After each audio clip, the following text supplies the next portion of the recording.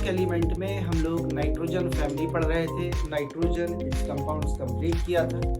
आइए पढ़ना था फास्फोरस और इसके कंपाउंड्स के बारे में थोड़ा सा। सबसे पहले फास्फोरस की बात करते हैं। ये जो फास्फोरस है 3 एलोट्रॉपिक फॉर्म्स में पाया जाता है। नॉर्मली होती तो बहुत सारी एलोट्रॉपिक फॉर्म्स हैं, पर हम केवल 3 ही देखते हैं। कौन कौन सा बेटा? एक वो जिसे आप व्हाइट या कभी कभी येलो फास्फोरस कहते हैं, दूसरा वो जिसे आप रेड फास्फोरस कहते हैं, और तीसरा वो जिसे आप ब्लैक फास्फोरस कहते हैं। इसके अलावा स्कारलेट फास्फोरस, वायलेट फास्फोरस और भी फॉर्म्स होती हैं, पर हमें मेनली इन्हीं 3 के बारे में पढ़ना है। बाकी के बारे में हमें कोई इंटरेस्ट नहीं दिखाना। तो आइए बात करते हैं एक एक करके। पहले इन तीनों फॉर्म्स को थोड़ा सा जानने की कोशिश करते हैं कि व्हाइट फास्फोरस क्या है, रेड फास्फोरस क्या है, ब्लैक फास्फोरस क्या है, इनकी प्रॉपर्टीज क्या है, इनमें सिमिलरिटीज और डिफरेंसेस क्या है। आइए इसे थोड़ा सा सीखते हैं। तो चलिए एक एक करके देखते हैं बेटा। तो शुरुआत करेंगे हम सबसे पहले व्हाइट फास्फोरस के साथ। जैसा कि मैंने अभी आपको बताया कि फास्फोरस की हमने कितनी कैटेगरीज ली है? 3। तो ये हमारा फास्फोरस है। अब 3 कैटेगरी तो यहां बनाना मेरे लिए संभव नहीं है, पर मैं 2 कैटेगरीज एक साथ लेके आपको समझाने की कोशिश करूंगा। सबसे पहले जो मैं ले रहा हूं वो है व्हाइट फास्फोरस, ये रहा बेटा। और दूसरी साइड में इधर जो मैं ले रहा हूं वो है ये, it is said to be red phosphorus. क्या कहते हैं? Red phosphorus. इन 2 फास्फोरस को देखना चाहता हूं। एक मेरे पास बेटा व्हाइट फास्फोरस है, एक मेरे पास रेड फास्फोरस है। सबसे पहले यदि मैं दोनों की बात करूं तो जो व्हाइट फास्फोरस है it is exist as tetra atomic P4 solid form. ये इस फॉर्म में पाया जाता है। यदि मैं इसको ड्रॉ करके दिखाऊं, इसका स्ट्रक्चर आपको बना के दिखाऊं, तो बड़ा सिंपल सा स्ट्रक्चर है बेटा। ये रहा फास्फोरस, लीजिए P4 बनाना है। सबसे पहले सबके 2-2 बॉन्ड्स बना दीजिए। मेरे ख्याल से ये साइक्लिक हो गया, एक रिंग बन चुकी है, मोनोसाइक्लिक हो गया। अब ये बाईसाइक्लिक हो गया, अब ये ट्राईसाइक्लिक हो गया, सबके 3-3 बॉन्ड्स भी हो गए। इसका मतलब ये जो P4 आपने बनाया है इन सॉलिड फॉर्म, ये कैसा है बेटा? It is tricyclic. कैसा है? ट्राईसाइक्लिक। इसमें भी आपसे पूछा जाए कितने बॉन्ड्स हैं, तो 1 2 3 4 और 2 6 सिग्मा बॉन्ड्स हैं। यदि आप ध्यान से देखें बेटा, और 6 सिग्मा बॉन्ड के साथ साथ 2 2 4 2 6 2 8 नॉन बॉन्डिंग वैलेंस इलेक्ट्रॉन, या ये कहें कि 4 लोन पेयर ऑफ इलेक्ट्रॉन्स है इस व्हाइट फास्फोरस। ठीक से दिख रहा है आपको? अब यदि मैं इसके बॉन्ड एंगल्स आपको दिखाऊं तो जरा ध्यान दीजिएगा बेटा। ये जो बॉन्ड एंगल यहाँ पे होता है कैसा होता है? 60 डिग्री। तो इसमें स्ट्रेन बहुत ज्यादा होती है। स्ट्रेन ज्यादा होने के कारण इसकी रिएक्टिविटी बहुत हाई है। लेकिन जब मैं यहीं पे मैं बात करता हूं रेड फास्फोरस की, तो हम कहते हैं कि ये एग्जिस्ट करता है एज पॉलीमर। एग्जिस्ट करता है एज पॉलीमर ऑफ P4, यानी इस P4 की पॉलीमर फॉर्म है P4 का होल N। ढेर सारे आपस में जुड़ जाएंगे। यदि मैं इनको जोड़ूं तो ये जुड़ेंगे कैसे, जरा ये समझिए। तो मैंने सबसे पहले कुछ P4 लिए, ध्यान से देखना बेटा। ये है P4 पहला,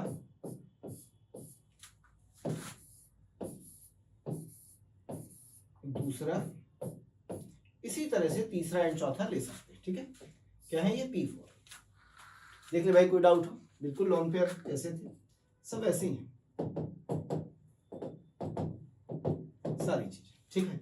अब इसको जब जोड़ना होता है तो हम सबसे पहला काम क्या करते हैं? ध्यान दीजिएगा, हम एक बॉन्ड ब्रेक कर देते हैं। कितने बॉन्ड्स? एक बॉन्ड।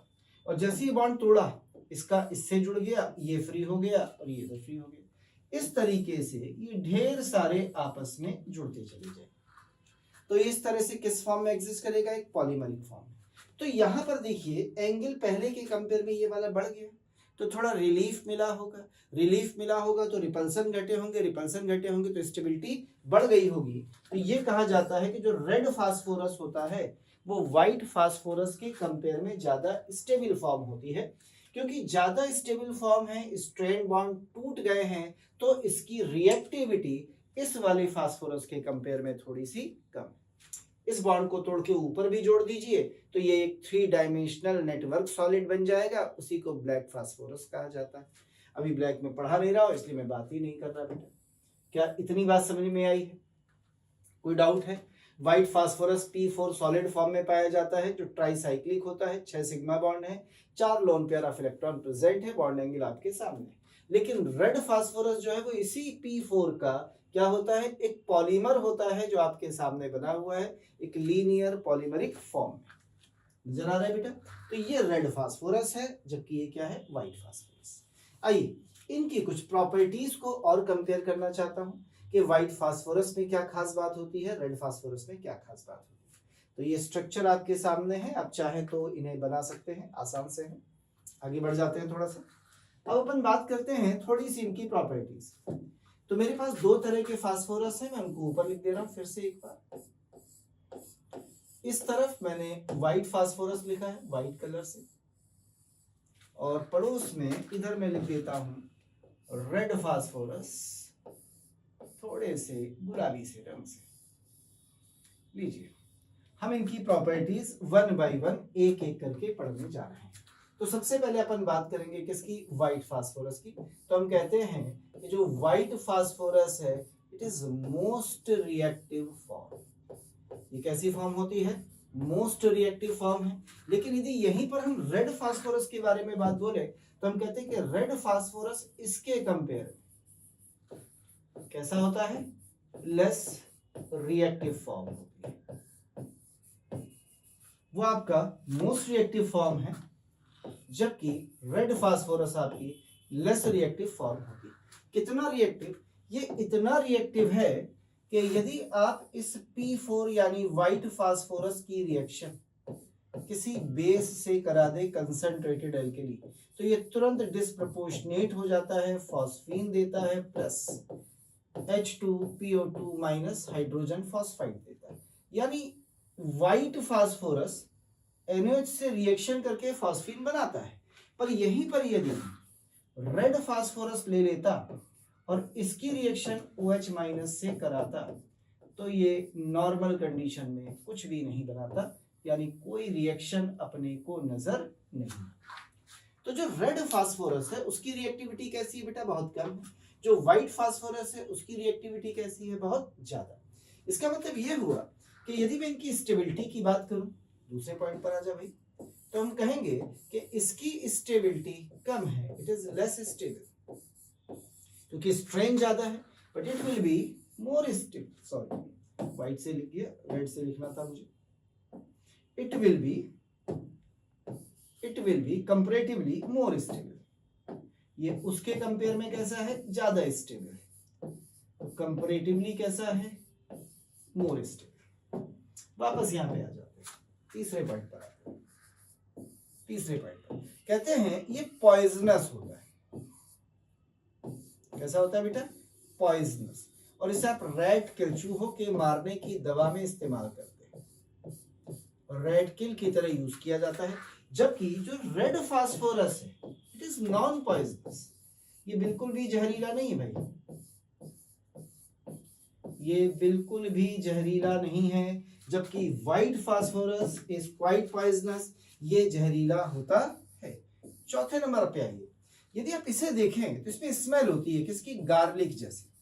गार्लिक यानी लहसुन जैसी, इट हैज गार्लिक स्मेल। जबकि रेड फास्फोरस में आते हैं तो हैविंग नो स्मेल, यहां हमें कोई स्मेल महसूस नहीं होती। तो जब हम व्हाइट फास्फोरस पे आते हैं बेटा तो इसमें स्मेल होती है किसके जैसी, गार्लिक जैसी, लहसुन जैसी, जबकि इसमें कोई स्मेल नहीं होती। जो white phosphorus it is very soft, ये सॉफ्ट होता है। सॉफ्ट होने का मतलब है ये इतना सॉफ्ट है कि हम बोलते हैं it is cut by knife. यदि आप इसे काटना चाहें तो ये आराम से चाकू से कट जाता है, लेकिन यही यदि हम रेड फास्फोरस में देखें तो it is not soft, it is hard. अब देखिए यह हार्डनेस का मतलब क्या है, यह हार्डनेस का मतलब है बेटा, यदि हम इसे चाकू से काटने की कोशिश करें तो ये चाकू से नहीं कटता, जबकि इसे जब हमने चाकू से काटा तो ये आराम से चाकू से क्या हो गया, इजीली कट गया। क्लियर है ना? आइए थोड़ा सा और आगे बढ़ जाते हैं, बात करते हैं मेल्टिंग पॉइंट्स। पॉइंट नंबर 6, इसका जो मेल्टिंग पॉइंट है वो कैसा है, कम है, आराम से मेल्ट हो जाता है। स्ट्रेन ज्यादा थी, बॉन्ड आराम से टूट जाते हैं, थोड़ी सी एनर्जी दे दीजिए, लेकिन ये इतनी आसानी से नहीं टूटता, इसलिए इसका मेल्टिंग पॉइंट कैसा है, ज्यादा। It have more melting.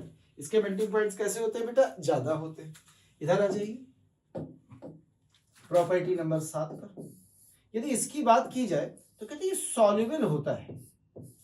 कैसा होता है, soluble in non polar solvent, जैसे कार्बन डाइसल्फाइड है, CCl4 है, बट वाटर में इनसॉल्युबल होता है। और यदि इसकी बात करें बेटा तो ये बिल्कुल भी नहीं घुलता, it is insoluble in CS2 and CCl4। हाँ, वाटर में दोनों ही डिसॉल्व नहीं होते, पानी में ना तो ये घुलता है ना पानी में ये घुलता है। अब बात करिएगा क्लास प्रॉपर्टी की, इट ग्लो इन डार्क, ये रात में चमकता है। It doesn't glow in dark, नाम सुना होगा फास्फोरोसेंस, रात में चमकने की प्रॉपर्टी के कारण ही इसका नाम फास्फोरस है। फास्फोरस कम फ्रॉम फास्फोरोसेंस, रात में जो चमकता है ये उसी प्रॉपर्टी के कारण इसका नाम फास्फोरस है।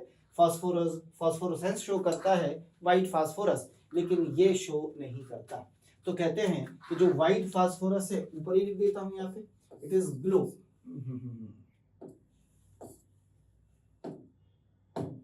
व्हाइट कलर से क्या करता है, ये ग्लो करता है, चमकता है, ग्लो इन डार्क।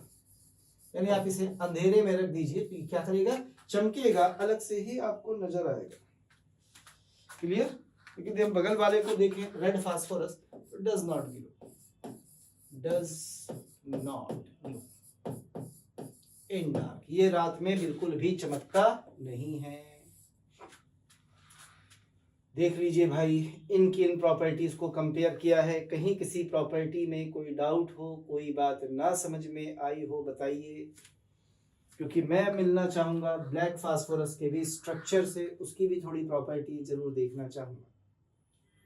ये इनकी प्रॉपर्टीज को आपने आमने सामने रख के कंपेयर किया है, तो 8 प्रॉपर्टी इसमें है, 8वीं ये लिखिए ग्लो इन डार्क, 8वीं ऊपर लिखिए डज नॉट ग्लो। क्लियर है बेटा? तो ये है व्हाइट फास्फोरस और रेड फास्फोरस के डिफरेंशिएशन। आइए जरा थोड़ी सी बात कर ली जाए अगले फास्फोरस के बारे में भी, जिसका नाम है black phosphorus. What is here, black phosphorus.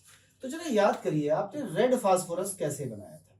मैं फिर से उसी रेड फास्फोरस पे जा रहा हूं, ध्यान दीजिएगा। ये आपने P4 यानी व्हाइट फास्फोरस की यूनिट्स ली, और एक यूनिट ले लेते हैं बिल्कुल सेम, ये आपने एक यूनिट और ले ली, और आगे भी ले सकते हैं इसी तरीके से, ठीक है।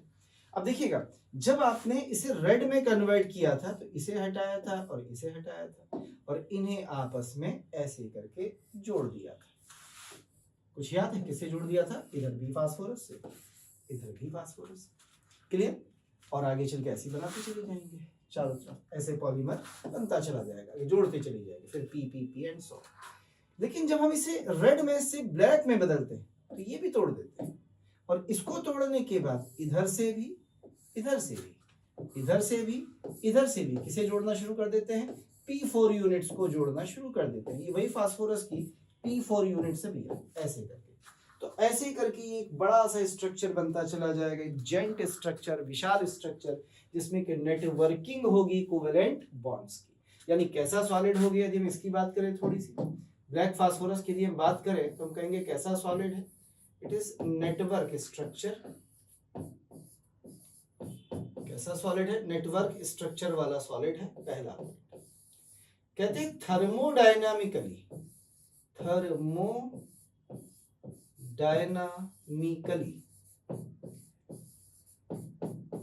It is most stable allotrope, most stable allotrope, thermodynamically सबसे स्टेबल एलोट्रोप होता है। तीसरे पॉइंट पर आ जाओ, it is a good conductor of heat and electricity. एक अच्छा क्या है, कंडक्टर है, इलेक्ट्रिसिटी को कंडक्ट करने में भी कैपेबल होता है ये ब्लैक फास्फोरस। और ये जो ब्लैक फास्फोरस है ये दो फॉर्म्स में एग्जिस्ट करता है, एक जिसे हम अल्फा ब्लैक फास्फोरस कहते हैं, दूसरा जिसे हम बीटा ब्लैक फास्फोरस कहते हैं। बस केवल क्रिस्टल्स या क्रिस्टलाइन स्ट्रक्चर में थोड़ा सा डिफरेंस होता है, एक को हम व्हाइट से डायरेक्ट बना लेते हैं और एक को हम रेड फास्फोरस से बनाते हैं। कैसे बनाते हैं आइए मैं ये भी आपको जरा दिखा देता हूँ। क्या कह रहा है कि आपके पास दो तरह के फास्फोरस है, एक आपके पास व्हाइट फास्फोरस है और एक आपके पास रेड फास्फोरस है। ठीक है, दो है बेटा, एक व्हाइट है एक रेड। इसे आप 530 यानी हाई टेम्परेचर पर गर्म कर दीजिए, आपको यहाँ पर फास्फोरस ब्लैक मिलेगा और ये कौन सा मिलेगा, अल्फा वाला। यानी व्हाइट फास्फोरस को यदि मैं गर्म करके बनाता हूं, ओहो एक मिनट, छोटी सी मिस्टेक हो, ज्यादा स्टेबल रेड है, ज्यादा स्टेबल है तो ज्यादा टेम्परेचर। ठीक है, कहते हैं यदि मैं व्हाइट फास्फोरस, फिर से व्हाइट भूल गया, यदि मैं रेड फास्फोरस को गर्म करता हूं 530 डिग्री सेल्सियस पर, तो किसमें कन्वर्ट हो जाता है, अल्फा ब्लैक फास्फोरस में। और यहीं पर यदि आप व्हाइट फास्फोरस लेते हैं तो ये ज्यादा रिएक्टिव है, इसे आप 200 डिग्री सेल्सियस तक ही गर्म करते हैं और 8 से 10 atm प्रेशर लेते हैं। यहाँ पर क्या चाहिए, प्रेशर भी चाहिए, तो हाई प्रेशर। ठीक, तो ये किसमें कन्वर्ट हो जाएगा बेटा, ये कन्वर्ट हो जाएगा बीटा ब्लैक फास्फोरस। लीजिए, ऐसे आप ब्लैक फास्फोरस बनाते हैं, किससे बना सकते हैं, रेड से भी व्हाइट से भी। व्हाइट से बनाना ज्यादा आसान क्यों है बेटा, क्योंकि व्हाइट ज्यादा रिएक्टिव है तो कम टेम्परेचर पर रिएक्ट कर गया, रेड कम रिएक्टिव है तो आपको टेम्परेचर थोड़ा सा ज्यादा देना पड़ा। तो इस तरह से अल्फा और बीटा ब्लैक फास्फोरस फॉर्म किए जाते हैं। ये कुछ प्रॉपर्टी हैं इन्हीं फास्फोरस की, इन्हें आप याद रखिए। ब्लैक फास्फोरस के बारे में इतना बहुत है, दो फॉर्म याद रखिए, कैसे बनाते हैं ये याद रखिए, और ये याद रखिए कि थर्मोडायनामिकली ब्लैक फास्फोरस सबसे ज्यादा स्टेबल होता है। कुछ प्रॉपर्टीज मैं कंपेयर करके दिखा रहा हूं, तीन होगी। क्या मैं स्ट्रक्चर हटा दूं जो बीच में बना हुआ है, ये बनाइए, मैं पूरा ही हटा देता हूं, बना लीजिए बेटा।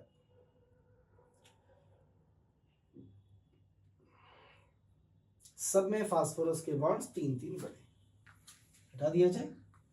अब देखिए मेरे पास तीन फास्फोरस है, कौन कौन से बेटा, मेरे पास एक बी से ब्लैक फास्फोरस है, आर से रेड फास्फोरस है और डब्ल्यू का मतलब व्हाइट फास्फोरस है। हमारे पास ये तीन फास्फोरस हैं, याद रखिए, एक ब्लैक है, एक रेड है, एक व्हाइट है। हम इनकी कुछ प्रॉपर्टीज के बारे में डिस्कशन करने जा रहे हैं। जैसे सबसे पहले नंबर पर यदि हम बात करें रिएक्टिविटी,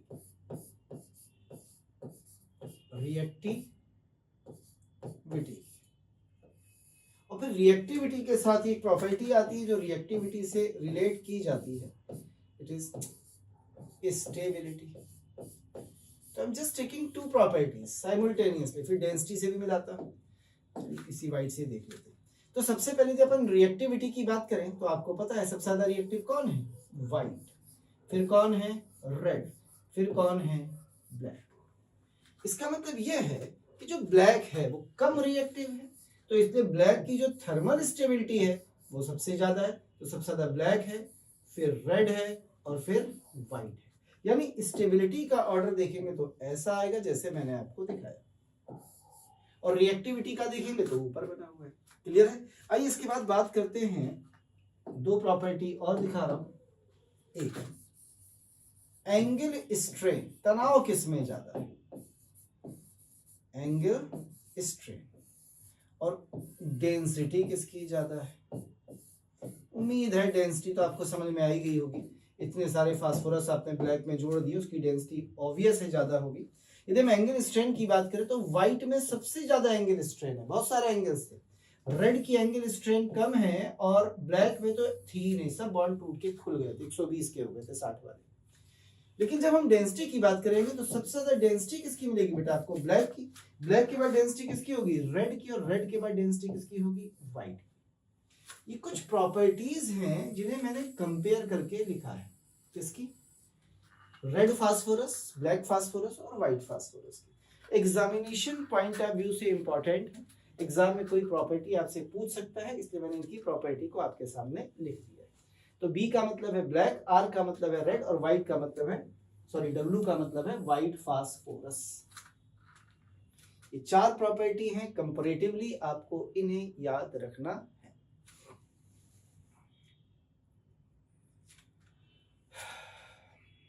हो गया? चलिए हटा देते हैं। आइए थोड़ी सी फास्फोरस की इस रिएक्टिविटी में थोड़ी रिएक्शंस पर भी बात कर ली जाए कि फास्फोरस कैसे रिएक्ट करता है।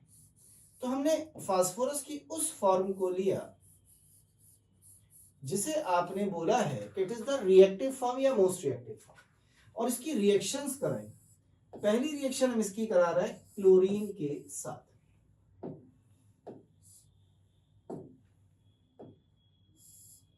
पहली रिएक्शन करा रहे हैं क्लोरीन के साथ और कह रहा है लेस अमाउंट या लिमिटेड अमाउंट में, या यदि आपको ये पसंद नहीं है तो आप इसकी रिएक्शन SO2Cl2 से भी करा सकते हैं। दोनों में जो आपको पसंद है आप उससे इसकी रिएक्शन करा सकते हैं। आप चाहें तो क्लोरीन से करा दीजिए और चाहे SOCl2 या SO2Cl2 दोनों से कराएंगे अलग अलग। SOCl2 से करा दीजिए पहली रिएक्शन। जब भी हम लिमिटेड अमाउंट या SOCl2 से रिएक्शन कराएंगे आपको हमेशा प्रोडक्ट मिलेगा PCl। पर इसी रिएक्शन को फिर से कराते हैं, सेम रिएक्शन है, देखिएगा। इसी रिएक्शन को यदि आप एक्सेस ऑफ क्लोरीन से करा दीजिए या SO2Cl2 से करा दीजिए तो इस बार आपको PCl3 नहीं मिलता बेटा, इस बार यू विल गेट PCl5, इस बार आपको PCl5 मिलता है। क्लियर? अब आगे बढ़िएगा थोड़ा सा, दोनों हाइड्रोलाइज हो जाते हैं बाई वाटर।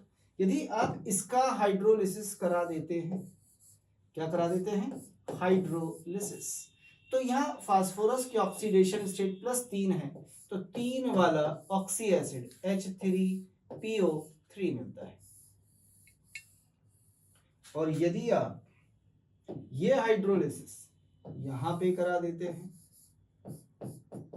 तो यहां फास्फोरस की ऑक्सीडेशन स्टेट +5 है, तो यहां आपको H3PO4 यानी 5 ऑक्सीडेशन स्टेट वाला एसिड मिलता है। क्या इतनी बात समझ में आई बेटा? देख लीजिए इतने में कहीं कोई ऐसी चीज जो आपको समझ में ना आई हो। क्लियर है? थोड़ा आगे बढ़े। चलिए अब इसी की रिएक्शन को फिर से थोड़ा सा और आगे बढ़ा देते हैं। वो कह रहा है कि यदि आप इसी की रिएक्शन किससे करा दें? ऑक्सीजन के साथ करा दें। किसके साथ? ऑक्सीजन के साथ। और फिर से वही बात है कि जब हम इसकी ऑक्सीजन से रिएक्शन करा रहे हैं तो हम लिमिट में रिएक्शन करा रहे हैं, यानी लिमिटेड अमाउंट ऑफ ऑक्सीजन से। तो ऐसी कंडीशन में ये आपको P4O6 या P2O3 बना के देता है। और इसी रिएक्शन को यदि हम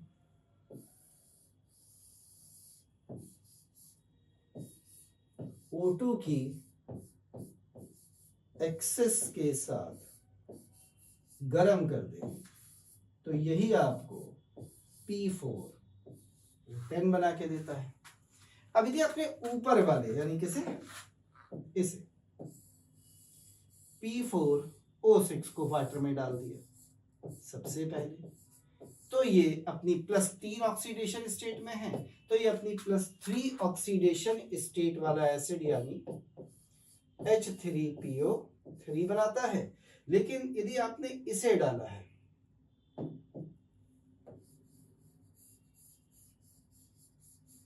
वाटर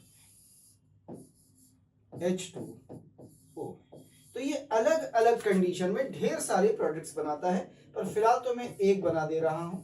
ये फाइनल प्रोडक्ट है H3PO4 जब हम इसका कंप्लीट हाइड्रोलिसिस करा देते हैं।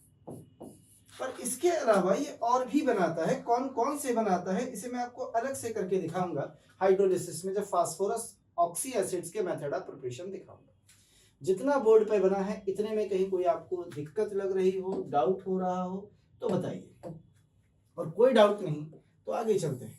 अब हम इसकी रिएक्शन कराते हैं NaOH कंसंट्रेटेड के साथ। यदि आप इसकी कंसंट्रेटेड NaOH से रिएक्शन कराते हैं तो ये आपको हमेशा देता है फॉस्फीन गैस और साथ में बनाता है NaH2PO2 सोडियम हाइड्रोजन फॉस्फाइड, और ये आपको मिलती है कौन सी गैस? PH3 यानी फॉस्फीन गैस। समस्या छोटी सी ये है कि अपना बोर्ड छोटा सा था, बोर्ड गया है भर, वरना मुझे थोड़ा सा पढ़ाना है कि PCl5 में यदि हम फाइनली डिवाइडेड कुछ मेटल्स डाल दें, जैसे Sn होता है, सिल्वर होता है, तो यही PCl5 वापस चला जाता है PCl3 में। यानी एक रिएक्शन सीखनी है PCl5 की है। अब क्योंकि बोर्ड भर गया है तो मैं इसको ऐसे छोड़ देता हूँ। थोड़ा सा मैंने आपको किसके बारे में बताया है? फास्फोरस की रिएक्शंस के बारे में। यदि फास्फोरस को क्लोरीन के लिमिटेड अमाउंट से कराते हैं या SOCl2 से कराते हैं तो PCl3 बनता है, ठीक। पर इसे क्लोरीन के एक्सेस से कराते हैं या SO2Cl2 से कराते हैं तो ऐसी कंडीशन में PCl5 बन जाता है। इसी तरीके से बेटा PCl3 के हाइड्रोलिसिस से H3PO3 और PCl5 के हाइड्रोलिसिस से H3PO4 बनते हैं।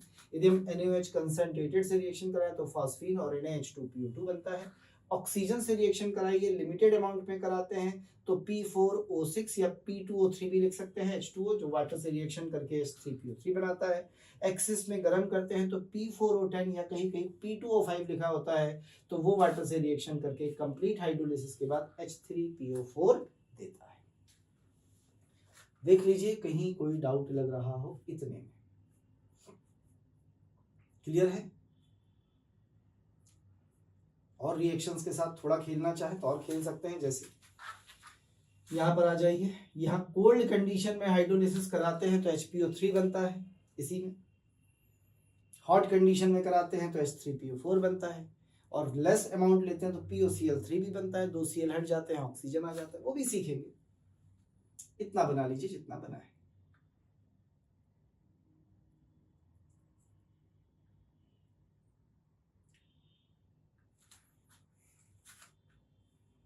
हटा दो बेटा। चलिए आगे बढ़ जाते हैं। अब बात करते हैं आगे बढ़ के कंपाउंड्स ऑफ फास्फोरस। देखिए जब एनसीईआरटी की बात करें तो जो कंपाउंड्स हमें पढ़ने हैं वो बहुत ज्यादा नहीं है। आपको PCl3 के बारे में पढ़ना है थोड़ा सा, आपको थोड़ा सा PCl5 के बारे में पढ़ना है, आपको PH3 के बारे में पढ़ना है, और आपको थोड़ा ऑक्सी एसिड्स के बारे में पढ़ना है। तो जहां तक ऑक्सी एसिड्स का सवाल है, ये ऑलरेडी मैं आपको पहले ही पढ़ा चुका हूं। उससे पहले जो हेडिंग ली थी जहां मैंने आपको oxy acid of nitrogen and oxy acid of phosphorus पढ़ाए थे, वह सारी चीजें मैंने इनके बारे में बता दी थी। कुछ छूट गया होगा तो उन्हें मैं आगे भी डिस्कस कर दूंगा बेटा। तो हम इन कंपाउंड्स को पढ़ेंगे 1 बाय 1। तो आइए शुरुआत करेंगे इससे। What is that? PCl3 यहां से, फिर PCl5 पढ़ेंगे, फॉस्फीन, ऑक्सी एसिड, और आपका चैप्टर खत्म। इसका मतलब बस एक क्लास और लगेगी ज्यादा से ज्यादा, आज के बाद ये खत्म हो जाएगा। शुरू करें? तो आइए स्टार्ट करते हैं पहले कंपाउंड से। What is that? PCl3 phosphorus trichloride. आइए इससे मिलते हैं और सीधे सीधे शुरुआत में आ जाते हैं इसके प्रिपरेशन मेथड्स।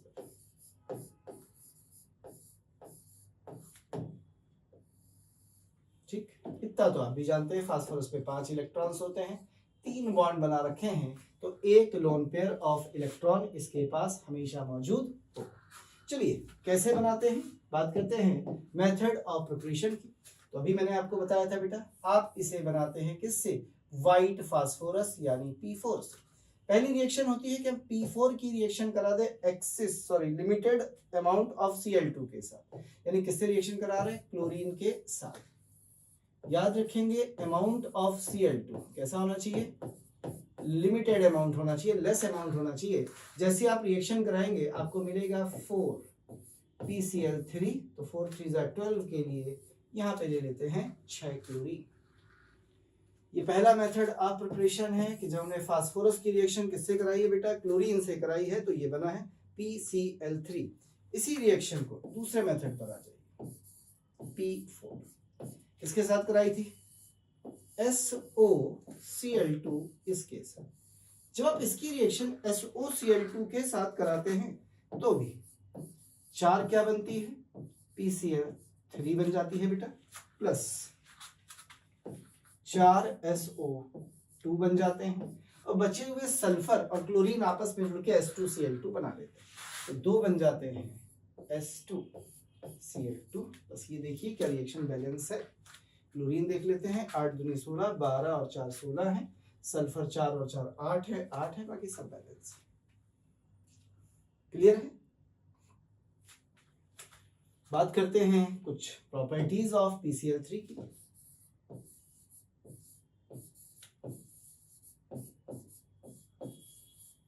तो जहां तक स्ट्रक्चर वगैरह का सवाल है वो आप जानते ही हैं, हाइब्रिडाइजेशन निकाल ही सकते हैं, फिर भी आइए मैं आपको दे देता हूं। ये PCl3 है, एक लोन पेयर ऑफ इलेक्ट्रॉन है।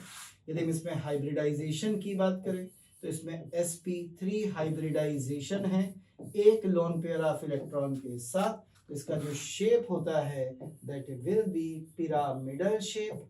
कैसा शेप होता है बेटा, पिरामिडल शेप होता है। और बॉन्ड एंगल, जो बॉन्ड एंगल होते हैं वो स्लाइटली कम होते हैं, किससे, 109 डिग्री 28 मिनट से। कुछ केमिकल प्रॉपर्टीज की बात करेंगे, इतना बनाइए, फिर हम लोग कुछ केमिकल रिएक्शन पर आएंगे। ये 2 मेथड ऑफ प्रिपरेशन है, ये इसके बारे में थोड़ा सा बनाए, जल्दी से बना डालिए।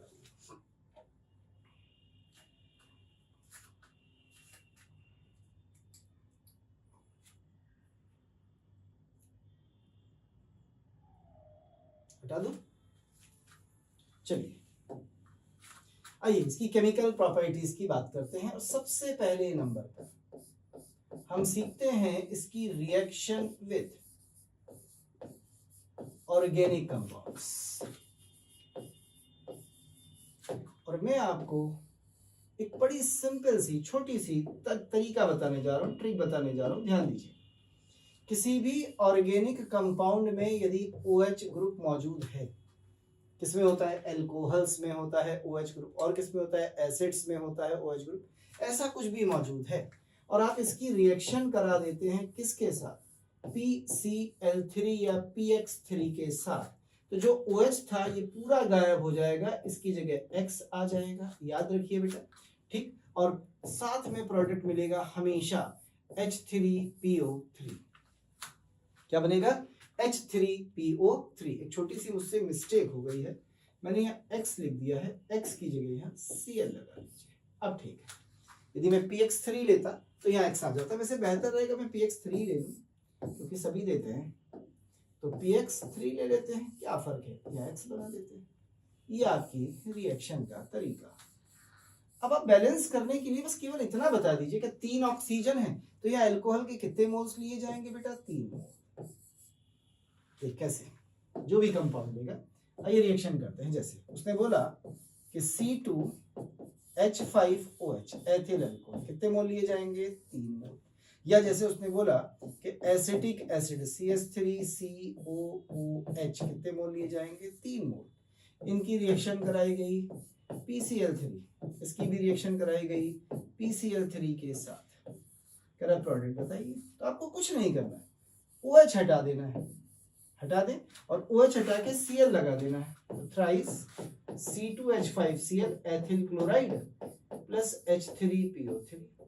यही काम यहाँ करना है बेटा। 3 CH3COCl acetyl chloride plus H3PO।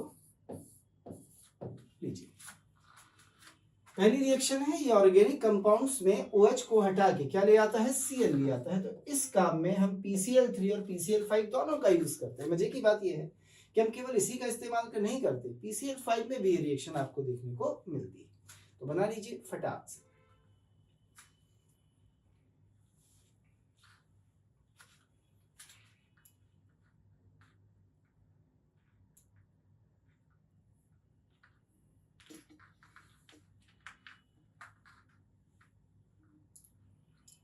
बन गया, बताएं।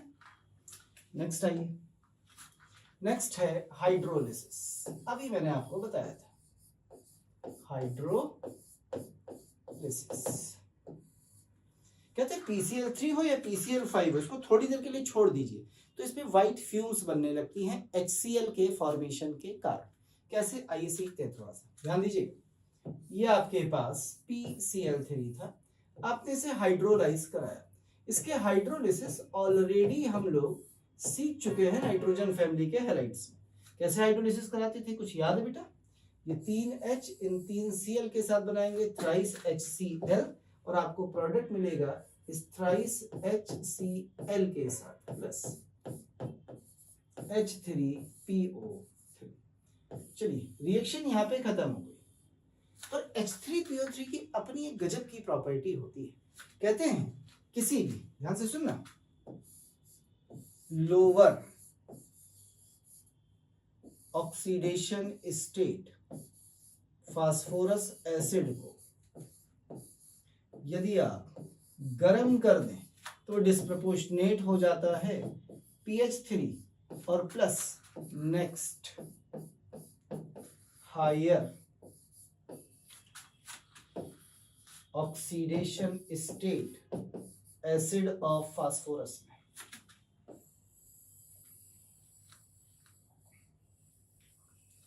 ये प्रॉपर्टी है H3PO3 सॉरी किसी भी लोअर फास्फोरिक एसिड की। जैसे फॉर एग्जांपल यदि मैं H3PO2 लेता और इसे स्ट्रांगली गर्म कर देता तो क्या बनाता? PH3 तो बनता और साथ में क्या बनता? H3PO3। That will be the product. ये फॉर्म होता बेटा, ठीक है। जैसे मैं इसको ले लेता हूं 4, ठीक है, 4H3PO तो PH3 बन गया और 3 बन जाता H3PO3, ठीक है, 3 बन जाता। ये देख ले कहीं कोई डाउट हो?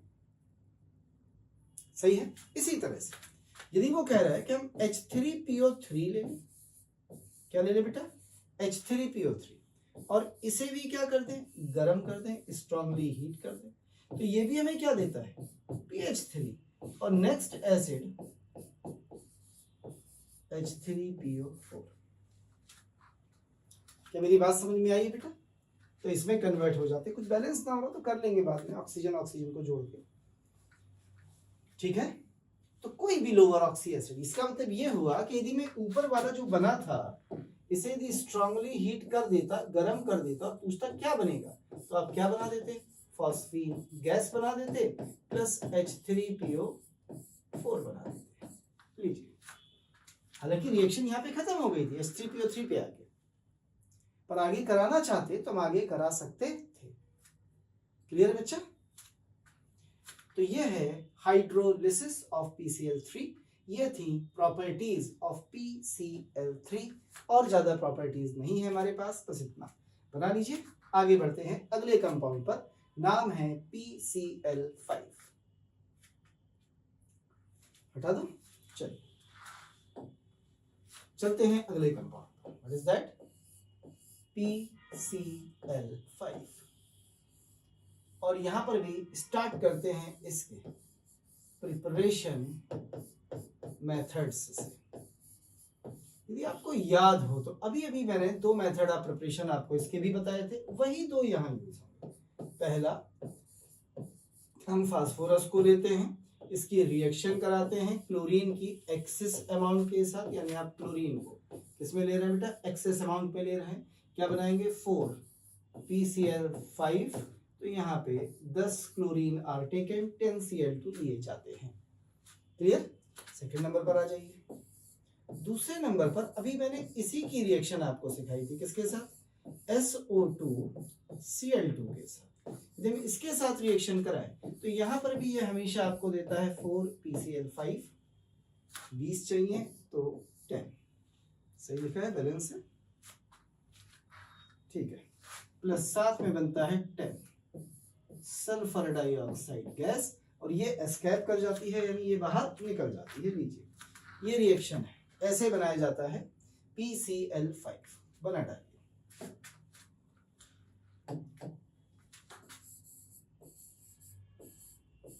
बन जाए तो प्रॉपर्टीज की बात करते हैं। सुनिए, PCl5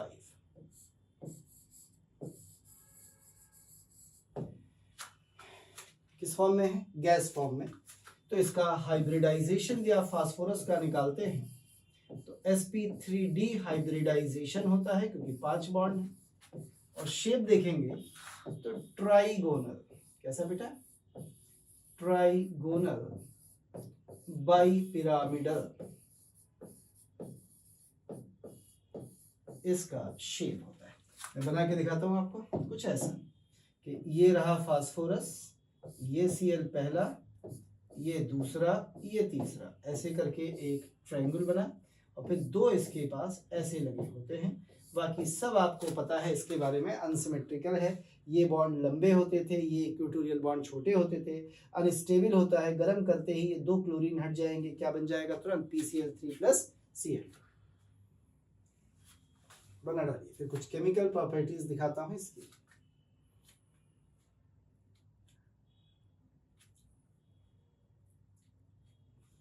चलिए आइए बात करते हैं प्रॉपर्टीज में कुछ केमिकल रिएक्शंस की। सबसे पहले बिल्कुल वही जो आपने पीछे पढ़ा था, हम इसकी रिएक्शन पढ़ने जा रहे हैं विद ऑर्गेनिक कंपाउंड्स। कहते हैं कोई भी ऑर्गेनिक कंपाउंड बिल्कुल वैसी जैसे आपने पढ़ा था जिसमें OH हो, यदि आप इसकी रिएक्शन PCl5 से करा दें, या कोई ऑक्सीजन कंटेनिंग कंपाउंड हो उसकी रिएक्शन भी PCl5 से करा दें, तो ये सबसे पहले तो OH को हटा के Cl लगाएगा और कुछ बने या ना बने और एक कंपलसरी प्रोडक्ट POCl3 जरूर बनेगा, और क्योंकि H है तो एक HCl बनता है। ये आपका तरीका है रिएक्शन कराने का। लीजिए रिएक्शन करा लीजिए जैसे आपने पीछे कराई थी, आसान सी रिएक्शन है। यदि मैं C2H5OH की रिएक्शन कराता हूं PCl5 से, तो जो काम आपने ऊपर किया था C2H5Cl बनेगा, वहां H3PO3 बना था, या PCl3 प्लस HCl बनेगा। इसी तरह से यदि मैं एसिड ले लेता हूं CH3COOH और इसकी रिएक्शन PCl5 से कराता हूं, तो सेम रिएक्शन यहां होगी, CH3COCl बनेगा प्लस POCl3 बनेगा एंड प्लस HCl बनेगा। तो किसी भी ऑर्गेनिक कंपाउंड से जब आप रिएक्शन कराएंगे तो वही काम करेगा जो PCl3 ने किया था। क्लियर? बना डालिए। दूसरे नंबर पर करेंगे रिएक्शन विद मेटल्स लाइक, जैसे Ag है, Sn है, गोल्ड है, इनके साथ। तो देखिए क्या होगा, कहता है यदि आप PCl5 ले लेते हैं, ठीक, और इसकी रिएक्शन करा देते हैं किसके साथ? Finally divided. फाइनली डिवाइडेड समझते नहीं, पिसा हुआ, फाइनली डिवाइडेड सिल्वर पाउडर या एसएन पाउडर या गोल्ड पाउडर के साथ थोड़ा सा आपने क्या किया, इसे हीट किया, तो ये हमेशा कन्वर्ट होगा PCl3 में और इन्हें कन्वर्ट कर देगा इनके हैलाइड्स जैसे AgCl में या SnCl4 में। गोल्ड होता तो AuCl3 में कन्वर्ट हो जाता। तो कभी भी आप PCl5 की रिएक्शन कराते हैं इनके साथ तो क्या होता है बेटा, ये PCl5 खुद तो चेंज हो जाता है किसमें? PCl3 में, और वो जो Cl2 निकलती है ना गर्म करने पर, वो इनसे रिएक्शन कर जाती है और AgCl SnCl4 इन सबको फॉर्म कर देती है। बना डालिए। आसान सी रिएक्शन है, कुछ भी खास नहीं है।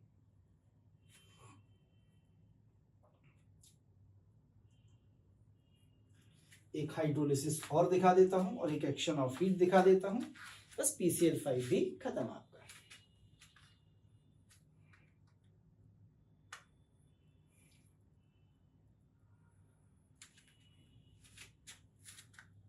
ठीक है, हटाऊं? चलिए थोड़ा सा आगे बढ़ते हैं। तो सबसे पहले हम एक्शन ऑफ हीट देख लेते हैं इसमें। Action of heat. तो क्या कहता है सुनिएगा, यदि हम PCl5 को गर्म करें तो पहले ये सबलाइम हो जाता है। सबलाइम यानी इसकी वेपर्स बननी शुरू हो जाती है। कंटिन्यूअसली हीट करते रहिए तो ये ब्रेक हो जाता है PCl3 + Cl2 ऐसे करके। नेक्स्ट है इसका हाइड्रोलिसिस करा देते हैं। हाइड्रोलिसिस, अब देखिए इसके हाइड्रोलिसिस अलग अलग कंडीशंस में दिखा रहा हूं। यह है PCl5। यदि आप इसको कोल्ड वाटर के साथ हाइड्रोलाइज कराएं तो ये जो एसिड बनाता है ना, वो ये बनाता है HPO3। क्या बनाता है? HPO3, Meta phosphoric acid.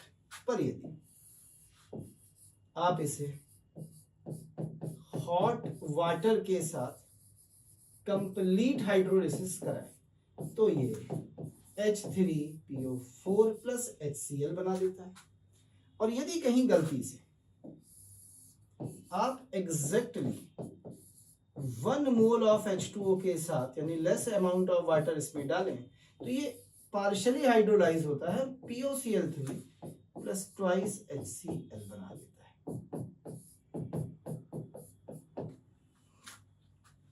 Basic. और HPO3 के बारे में तो आपको पता ही है बेटा, इट गेट पॉलीमराइज इमीडिएटली। ये तुरंत क्या हो जाएगा? पॉलीमराइज हो जाता है। किसमें? HPO3 का होल थ्राइस में। ठीक है, HPO3 इसके बारे में थोड़ा सा देखते हैं। बना लीजिए, तो मैं इसे हटाऊंगा, थोड़ा सा HPO3 के बारे में बताना है, बता दें। तो चलिए थोड़ा सा HPO3 के बारे में भी जान लेते हैं। मेटा फास्फोरिक एसिड, ये रहा। देखो होता क्या है बेटा, ये जो मेटा फास्फोरिक एसिड है ये अनस्टेबल एसिड होते हैं, जो मेटा एसिड होते हैं। तो ये क्या होता है? तुरंत ट्राइमराइज हो जाता है।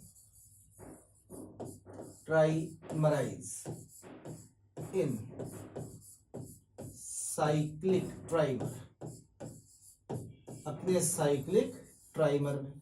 तो क्या बनाएगा जरा बताना? ये बनाएगा HPO3 का होल थ्राइस, या खोल के लिख दे भाई, क्या मिलेगा? H3P3O9। ठीक है। अब क्योंकि साइक्लिक है तो मैंने आपको सिखाया था केमिकल बॉन्डिंग में, जब भी रिंग बनती है तो एलिमेंट ऑक्सीजन एलिमेंट यानी POP बॉन्ड से बनेगी। अब देखिएगा ध्यान से, POP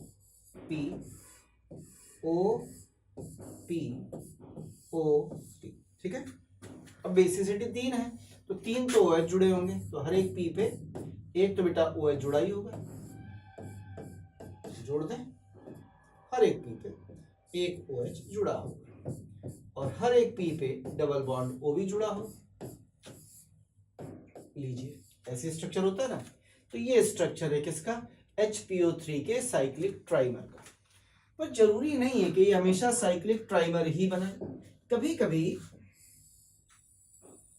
ये लीनियरली भी पॉलीमराइज हो जाता है। और पॉलीमराइज एज एक और तरीका है। ये स्ट्रक्चर तो आपने मेरे ख्याल से बॉन्डिंग में बनाया था, तो इसकी कोई खास नीड है भी नहीं, आपको याद भी होगा। मैं इसे हटा देता हूं बेटा, ठीक है। और दूसरी फॉर्म में रखता हूं, कहते हैं पॉलीमराइज एज। ओपन फॉर्म में भी ये पॉलीमराइज होता है। वो जो ओपन फॉर्म में पॉलीमराइज होगा, जरा उस फॉर्म पर भी एक नजर डाली जाए क्या होगी। तो देखिएगा जरा,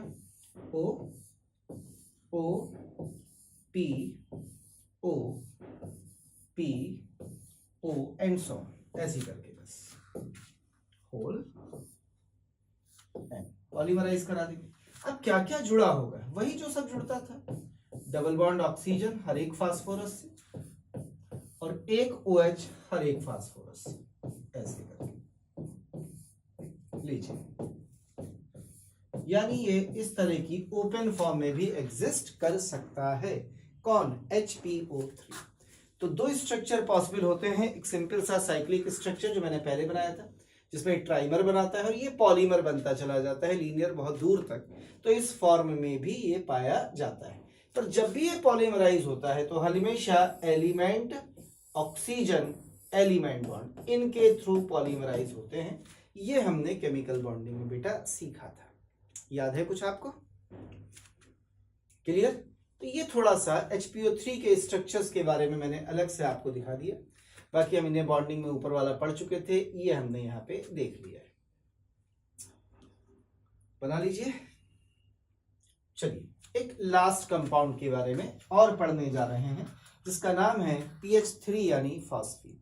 तो एक कंपाउंड के बारे में थोड़ा सा और पढ़ के चैप्टर को खत्म कर देते हैं। आइए अब अपन बात करेंगे बेटा इसकी। What is that? Phosphine, PH3। What is it? Phosphine. देख, जहां तक इसके मेथड ऑफ प्रिपरेशन का सवाल है वो सारे के सारे ऑलरेडी आप पढ़ चुके हैं, पर चलिए फिर भी मैं एक बार फिर से इसके प्रिपरेशन मेथड आपको याद दिलाता हूं। कहते हैं दुनिया में किसी मेटल नाइट्राइड या मेटल फॉस्फाइड को लिया था हमने, याद है ना, और इसकी वाटर के साथ रिएक्शन कराई थी। तो आप इसकी रिएक्शन करा दीजिए किसके साथ? वाटर के साथ। यदि आपके पास वाटर नहीं है तो और किसी एसिड के साथ, एसिड बोले तो जिसपे H+ इसी के साथ। तो होगा क्या ऐसे में? जो एसिड का H+ होगा वो फास्फोरस के पास जाएगा, क्या बनाएगा? Phosphine plus. यदि आपने वाटर लिया है तो मेटल OH से जुड़ेगा और क्या बना लेगा? मेटल का हाइड्रोक्साइड। और यदि आपने एसिड लिया है तो बना लेगा साल्ट, जो भी आपको अच्छा लगे, और साथ में जरूर बनेगा H2O। ये आपने जब अमोनिया पढ़ी थी तब मैंने आपको पढ़ाया था रूल। आइए रिएक्शन करके देख लेते हैं। सपोज करिए उसने हमें कैल्शियम फास्फाइड Ca3P2 दिया है, या उसने हमें एल्यूमिनियम फास्फाइड Al3 दिया है। फास्फाइड मतलब, फास्फाइड का मतलब P पर -3 चार्ज। तो कैल्शियम के साथ ये फार्मूला, एल्यूमिनियम के साथ ये। रिएक्शन करा दी बेटा मैंने इसकी किसके साथ? HCl इसके साथ। क्या बनेगा? 6H 2P के साथ मिलके ट्वाइस PH3 बना देगा। चलेगा? गलती से वाटर लिख गया हूं, वाटर हटा देता हूं। वाटर नहीं बन रहा है क्योंकि वाटर से तो रिएक्शन करा रहा है, ठीक है। प्लस साथ में वाटर से भी एक रिएक्शन करा ली जाए, थ्राइस HOH। तो वाटर का भी ये जो H है ये P के पास जाएगा, ये 6H 2P के पास जाएंगे, और एल्यूमिनियम क्या बना लेगा? PH3 बना, और प्लस एल्यूमिनियम क्या बना लेगा? अपना हाइड्रोक्साइड AlOH का होल थ्राइस, और यहाँ कैल्शियम क्या बना लेगा? अपना साल्ट थ्राइस CaCl। तो ऐसे बनेगी बेटा फॉस्फीन। लीजिए एक मेथड ये रहा, याद है ना, मेटल फॉस्फाइड से फॉस्फीन। यदि यहीं पर मेटल का नाइट्राइड होता तो अमोनिया G बन जाती बेटा। फॉस्फाइड लिया है, फॉस्फीन बन गई, नाइट्राइड होता तो अमोनिया G फॉर्म हो जाती। क्लियर? पढ़ चुके थे आप इस रिएक्शन को पहले भी, आप शायद भूल गए हो भले, पर आपका पढ़ा हुआ रिएक्शन है। आइए थोड़ा सा आगे बढ़ जाते हैं। मेथड नंबर सेकंड पे चलिए। दूसरा मेथड, ये भी आपने पढ़ा, मैंने आपको सिखाया था। अमोनियम साल्ट हो या कोई फॉस्फोनियम साल्ट हो, और इस फॉस्फोनियम साल्ट की रिएक्शन किसी भी बेस से करा दीजिए, ये हमेशा आपको देगी फॉस्फीन प्लस एक साल्ट जो अच्छा लगे बना देंगे, और वाटर कंपलसरी बनेगा। अमोनियम साल्ट लेंगे, अमोनिया बनेगी, फॉस्फोनियम साल्ट लेंगे, फॉस्फीन गैस बनेगी। आइए रिएक्शन करा लेते थोड़ी सी। जैसे कोई भी फॉस्फोनियम साल्ट, सपोज हमने फॉस्फोनियम ब्रोमाइड लिया, NaOH के साथ रिएक्शन करा दी, बेस कोई भी हो सकता है। एक तो फॉस्फीन बन गई बेटा, गैस है, प्लस NaBr बन गया साल्ट, प्लस H2O बन गया बैलेंस करने के लिए। इसी तरह से मान लीजिए कल फॉस्फोनियम क्लोराइड या फॉस्फोनियम आयोडाइड ले लीजिए, KOH से रिएक्शन करा दीजिए, क्या बन गई? फॉस्फीन। साथ में क्या बना बेटा? Potassium iodide plus H2। लीजिए, ये भी एक तरीका होता है इसे बनाने का। नेक्स्ट मेथड आ जाइए तीसरे नंबर पर। It is laboratory method. ये मैंने थोड़ी देर पहले आपको फास्फोरस की प्रॉपर्टी में कराया था। लेबोरेटरी में बनाने के लिए आप क्या करते हैं, सुनिएगा। अब बेटा व्हाइट या येलो फास्फोरस लेते हैं और इसकी रिएक्शन कराते हैं कंसंट्रेटेड NaOH के साथ। कैसा? कंसंट्रेटेड। ठीक, साथ में water thrice H2। Inert atmosphere लेते हैं। कैसा? Inert atmosphere. तो इनर्ट करने के लिए हम इसमें थोड़ी सी CO2 डाल देते हैं और जैसे आप रिएक्शन कराएंगे यू विल गेट PH3। क्या बनेगा बेटा? फॉस्फीन प्लस बनेगा thrice NaH2PO। This one is the reaction. ये रहा आपका फॉस्फोर गैस। क्लियर? अब लेबोरेटरी में जब हम फॉस्फीन बनाते हैं तो इस फॉस्फीन के साथ थोड़ी इंप्योरिटीज आ जाती हैं। किसकी? P2H6 की, सॉरी P2H4 की, डाइफॉस्फीन की, और कुछ फास्फोरस की वेपर्स भी मिल जाती हैं साथ में। तो हम इसे चेक कैसे करते हैं? क्योंकि जो फॉस्फीन है ना, ये बिल्कुल नॉन इन्फ्लेमेबल है, ना जलती है ना जलने में मदद करती है। लेकिन यदि इसमें P2H4 की या फास्फोरस की इंप्योरिटीज आ जाए तो दे कंबशाइज विद ऑक्सीजन, वो ऑक्सीजन के साथ जल जाती हैं और P2O5 की वॉर्टेक्स रिंग बनाती है, छल्लेदार रिंग बनाती है। तो उन इंप्योरिटी को हटाने के लिए हम करते क्या है? इस फॉस्फीन को HI के सोल्यूशन से गुजार देते हैं। तो HI स्ट्रॉन्ग एसिड है, फॉस्फीन से रिएक्शन करके PH4I बना लेता है। वो PH4I में QH डालता है तो प्योर फॉस्फीन मिल जाती है। इंप्योरिटीज लेफ्ट बिहाइंड, जो आपकी इंप्योरिटीज हैं वो पीछे छूट जाती है। तो क्या बोला मैंने आपसे कि जब हम फॉस्फीन को बना रहे हैं तो इसमें इंप्योरिटीज प्रेजेंट है। इंप्योरिटीज ऑफ किसकी? डाइफॉस्फीन, P2H4 एंड P4 गैस या P4 की वेपर्स। ये इंप्योरिटीज है। तो इन इंप्योरिटीज को रिमूव करने के लिए हम किससे गुजारेंगे? HI से। आइए जरा इसको भी समझ लेते हैं। इसे हटा देता हूं जरा मैं। देखिए हम क्या करना, हम इन इंप्योरिटीज को हटाना चाहते हैं। तो मेरे पास क्या है? PH3 है प्लस क्या है? इंप्योरिटीज है। तो हमने इसे किससे गुजार दिया है? HI के साथ। HI के साथ। तो ये आपका बेस है और ये आपका एसिड है। तो ये आपस में कंबाइंड हो जाएंगे और क्या बना लेंगे रिएक्शन करके? PH4I। और जो इंप्योरिटीज हैं दे लेफ्ट बिहाइंड, ये पीछे रह गई, लेफ्ट छूट गई। अब ये जो PH4I बना है ये तो प्योर PH3 इसमें आ गई। इसमें आप बेस डाल दीजिए, अभी रूल पड़ा था फॉस्फोनियम साल्ट वाला, तो ये आपको क्या दे देगा? तुरंत फॉस्फोन। लीजिए प्योरीफाई होगी। और इनकी जो इंप्योरिटीज हैं इन्हीं के कारण इसकी वॉर्टेक्स, वो वॉर्टेक्स समझते हो? ऐसे छल्लेदार, ऐसे धुएं की रिंग बनती है जो बाहर निकलती है P2O5 की। ये क्यों बनती है बेटा? क्योंकि इनका कंबशन हो जाता है, ये जो इंप्योरिटीज होती है इनके जलने के कारण। तो ये है method of preparation of phosphine. ऐसे PH3 बनाई जाती है बेटा। क्लियर? इंपॉर्टेंट रिएक्शन है, इसको याद रखिए, बड़े काम की इंपॉर्टेंट रिएक्शन है, एग्जाम में पूछी जा सकती है।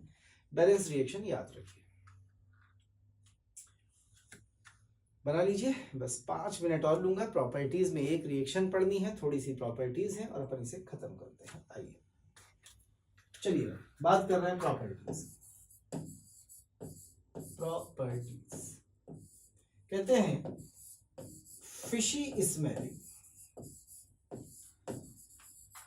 Fishy smelling water, almost water insoluble, fishy smelling, poisonous,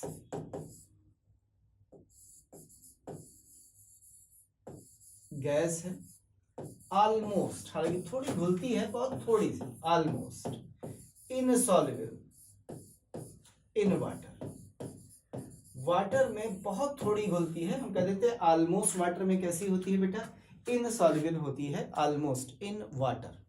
आइए रिएक्शन की बात करते हैं, कहते हैं रिएक्शन विद मेटल साल्ट्स। कहते हैं वो मेटल जो इलेक्ट्रोकेमिकल सीरीज में हाइड्रोजन के नीचे है, जैसे कौन है बेटा, कॉपर है, सिल्वर है, मरकरी है, गोल्ड है, यदि इनके सॉल्ट ले लें और इनके सॉल्ट्स को pH3 के साथ स्लाइटली हीट कर दें, तो ये तुरंत ब्लैक कलर के फॉस्फाइड्स ऑफ मेटल प्रेसिपिटाइज हो जाते हैं, साथ में एक एसिड बनता है।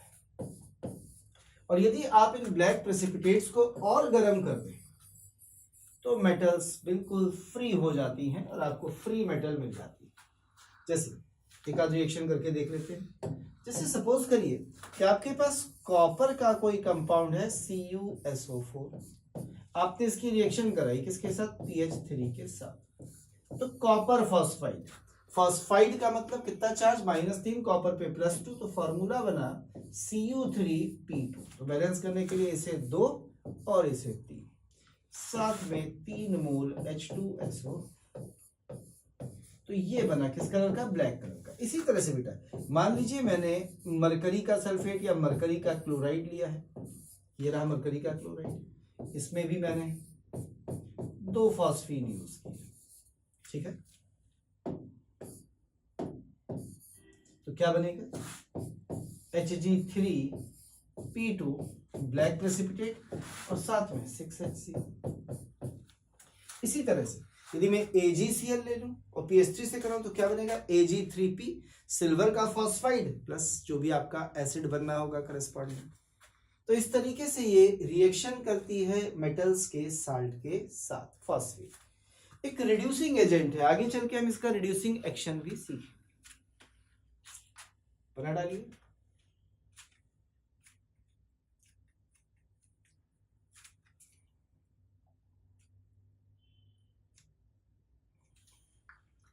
एक छोटा सा यूज सिखा देता हूं।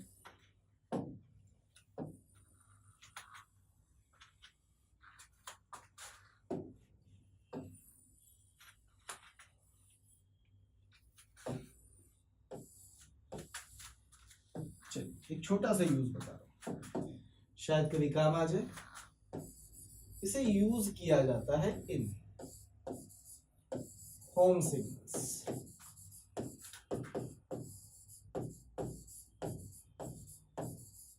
या स्मोक स्क्रीन बनाने में।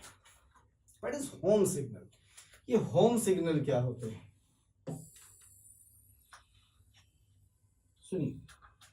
ये जो नेवी वाले लोग होते हैं ना, या जो कोस्ट गार्ड वाले लोग होते हैं, पानी के नीचे अपना सबमरीन में है, पनडुब्बी में है, सामने कोई जहाज आ रहा है और ये सी लेवल है और ये जहाज आ रहा है, और मान लीजिए यहाँ पे कोई चट्टान है, रॉक है, कोई चीज है, बर्फ का टुकड़ा, कोई भी रॉक है, तो पनडुब्बी वालों को पता है अब इसको दिख नहीं रही, मान लो इससे टकरा जाए आके, तो इसके लिए क्या करते हैं, सिग्नल भेजते हैं, सिग्नल को बोलते हैं होम सिग्नल। वो सिग्नल क्या होता है, इसमें ये मिक्सचर लेते हैं कैल्शियम फॉस्फाइड Ca3P2 और कैल्शियम एसिटिलाइट CaC2, और ये एक डिब्बे में भरा होता है मेटल के, तो खूब सारे छेद होते हैं।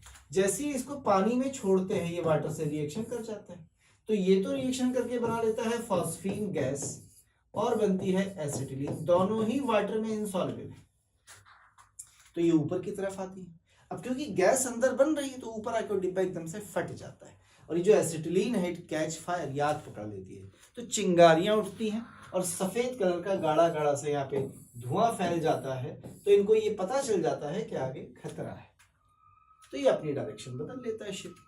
तो इसे कहते हैं होम सिग्नल्स।